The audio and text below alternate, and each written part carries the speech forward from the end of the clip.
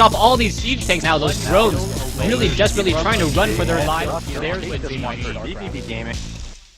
See 2 racks in the third, or what would be the natural third of his opponent. So we'll see whether he does something like that this time. Because it's MLG Metalopolis, if you make those racks at that what would be third base, it's going to cover both possible starting positions for your opponent, because you won't have those close by ground positions. So we do see xSixFargo spawning as the blue Terran in the southern position, and vVv RuFF spawning as his usual red Terran in the northern position.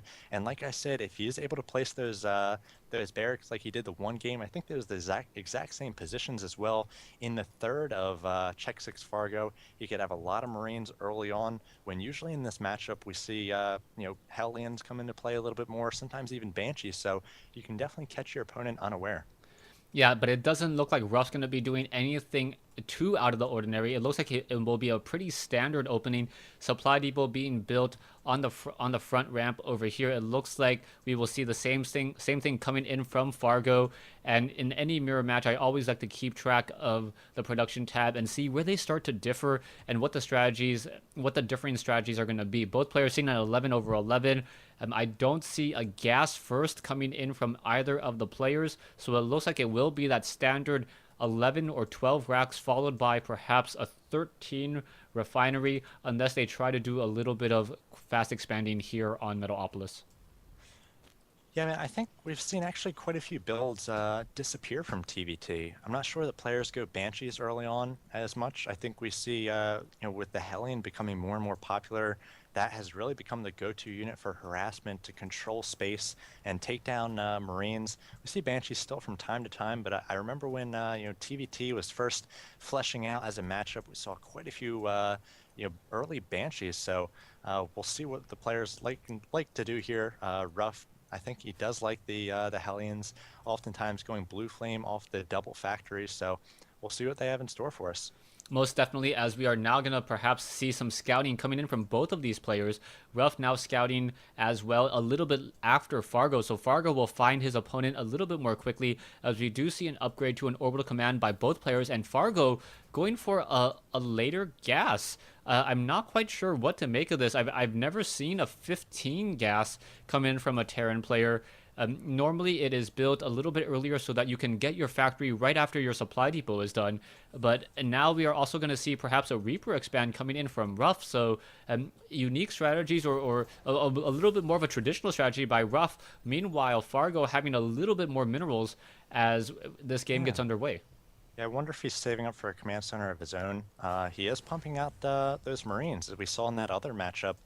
In the first game, he kept up with those Marines instead of adding any sort of add-on to the first barracks. So sort of deviating a little bit from what we normally see. It's always exciting to see how that'll work out. The first Reaper for RuFF is now making his way across the map. So we'll see whether he's able to do any sort of damage. And already Fargo has a Marine in position to greet that Reaper. And wow, here comes a fast command center at the gold for RuFF. So just using the Reaper to control some space here. And he has both these watchtowers. So if any sort of scouting here comes in for Fargo, I believe that RuFF's actually going to be able to shut that down quickly. Yeah, and what's going to be interesting is that Fargo is going to come back in, take a look around, take a look at the natural expansion, not see a command center, and then take a look into the main base and not see a command center, and he might be scratching his head. There are currently 3 barracks in play, as the SCV now getting up that ramp as well. And I think what we're going to see from RuFF is going to go for his classic triple Reaper aggression that we normally see on Shattered Temple. And the strategy may work out well for him. That Reaper does hunt down that SCV, and there it goes. And we'll see perhaps a very, very fast mining of the gold mineral patches here on Metalopolis. We see a pretty fast starport coming here for Fargo, and he's actually getting a tech lab on this factory. So I imagine we actually might see the Banshees. He does have double refineries, but he's actually only working 4 SCVs off these refineries. So that's interesting. It's really going to hurt his Banshee production if he does decide to go for that.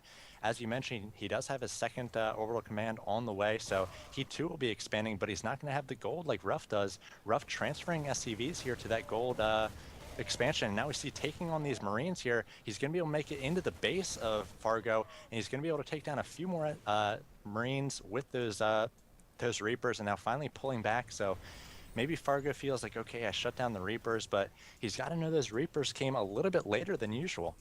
Yeah, he's got to know that they came a little bit later. As we now see a bunker being established by RuFF, we are now going into Vikings. So interesting that we're going into Viking siege tank production. Normally, I thought we would have seen some Banshees, but no, we are going into Viking tank with a lot of Marines. And when they try to push out, RuFF is going to have a very difficult time.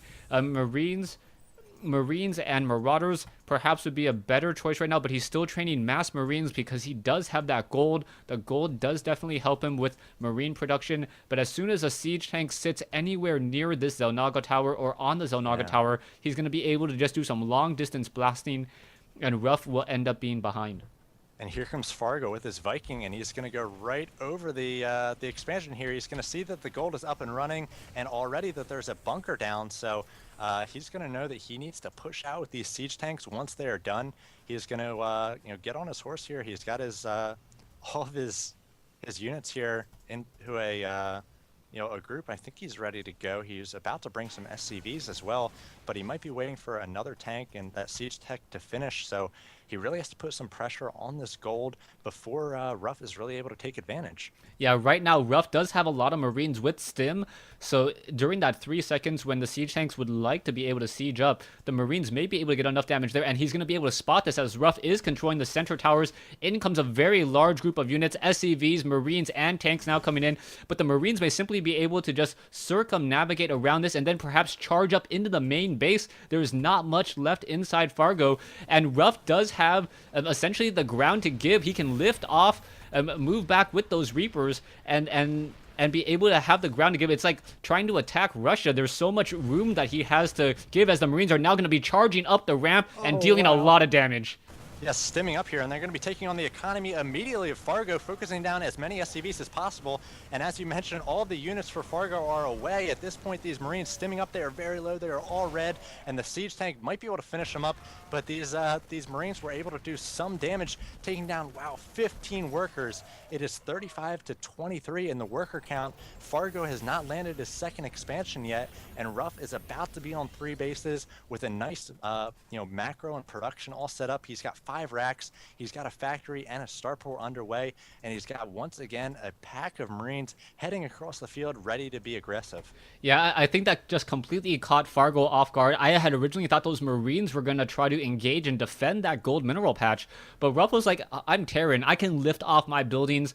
I have room to give. I'll just fall back and take these normal blue mineral patches. They're good enough. And now, right now, we see a 20 food advantage or a 19 food advantage for RuFF, and a very heavy harvester advantage, 14 SCVs 14 SCV advantage, 39 to 26.